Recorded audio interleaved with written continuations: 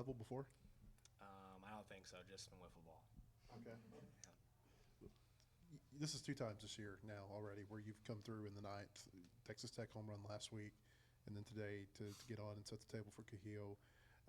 How do you feel in those moments where the team really needs you? Just calm, just focusing on my breathing. Just going out there and attacking, try to hit the ball hard. Don't overcomplicate things. There was like a quote. It's like MJ missed the game-winning shot like 28 times in his career. So it's like there's no pressure. Greatest in the world, mess up all the time. So just go out there and work on breathing, hit the ball hard. Were you aware that you were a double short? I mean, did you know as you were going into second what you had done? No. When they announced it, I was like, oh, wow. Kozeal hit me in.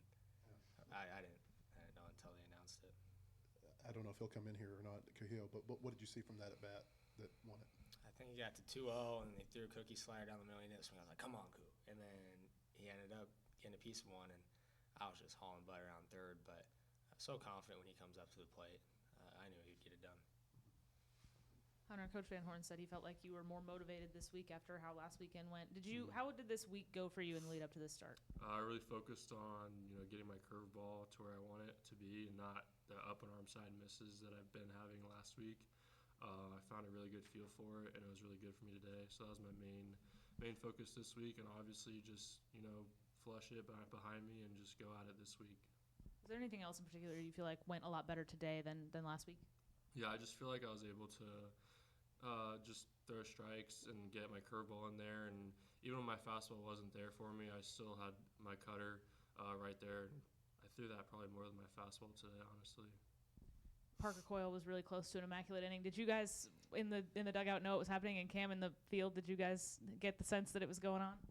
Yeah, I turned to Wiggins and I was like, is he throwing an immaculate inning right now? I probably shouldn't have said it.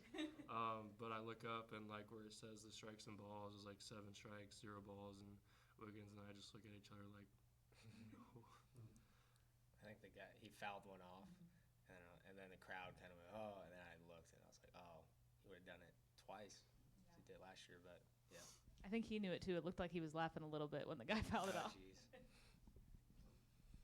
Cam, there were 2 plays in the ninth defensively from freshmen where Christian ran down a ball in left, and then Carson looked like it was a 2-hopper to him at short, and he was still able to throw the guy out at first. What did you think about those 2 plays and just being able to get back into the inning quickly or into the dugout? I mean, those are big-time plays. You got to play defense to win games. And we did that today when we needed to. 2 freshmen. I mean, that's a high-leverage situation, high-leverage game.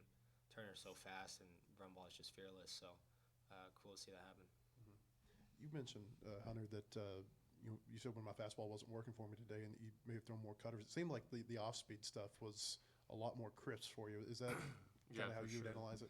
That's what I've been working on this off-season coming into spring and these past 2 weeks. My cutter's gotten to a place where I really, really like it, and I can throw it in any count to any side of either side of the hitters. And yeah, I mean, whenever my fastball's not there for me, like it was in the last 2 innings, it's a pitch that I can rely on. I mean, is that something that makes you feel good? Because, I mean, you know your fastball's probably going to be there most games for you, that your secondary stuff is working as well as it did. Yeah, it's just big for me to that when that fastball's not there, just having a pitch that I can rely on just as much as the fastball was when it's usually there. I know they scored a couple of runs against Parker, but he and Steele both, like, ton of strikes between the 2 of them. What did you think about what you saw from those 2? I mean, they just filled up the zone. That's their job, is to come in and just fill up the zone, and that's what they did. I remember Parker Coyle's second inning, there was like 20-something strikes and like 3 balls.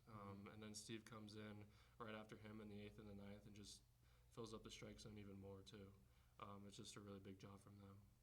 For both of you, when you get a game like this today where it's it's kind of going back and forth and it's right there for either team for the taking, to be able to come out with the win like that, I mean, what does it feel like as a team? What's it tell you about the team? I mean, it's huge. I mean, that's Xavier team is really good. They can really hit. They're older. Really good Big East team. Kind of grew up going to Creighton games, and like they're always good. But yeah, that's a big team win. You won a series. Now you're able to play for a sweep tomorrow. It was good to see guys on the offensive side just get after it and be aggressive. You had guys like Kozeal and Ryder, and Christian Turner got in there, and he was just fearless and going for it. And it was really good to see that. That's a big win, and we're excited to play tomorrow. Yeah, for me, it's just, I might not have the start that I wanted, but it's good for me to have the guys behind me pick me up, with Coyle and Steve coming in and doing that, and then the hitters coming back and really just, taking the game away. Fellas, appreciate it. See you tomorrow. Thank you.